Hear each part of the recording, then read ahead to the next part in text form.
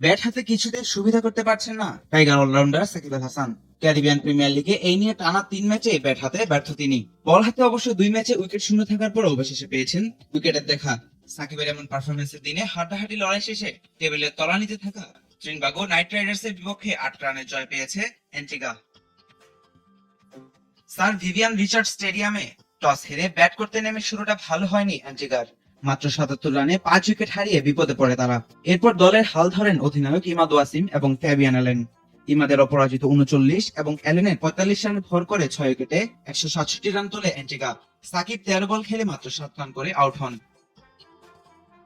168 রানের টার্গেটে ব্যাট করতে নেমে 49 রানের ওপেনিং জুটি পেলেও 68 রানে 3 উইকেট হারিয়ে বিপদে পড়ে ত্রিনবাগো।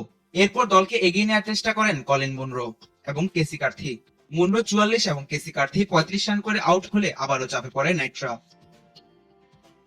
এরপর ঝড়ো ব্যাটিং এ রানের চাকা সচল রাখেন অভিজ্ঞ কাইরন পোলার্ড, কিন্তু তার 28 বলে লড়াকু 40 অর্ধ ইনিংসটা কেবল হারের ব্যবধানই কমিয়েছে।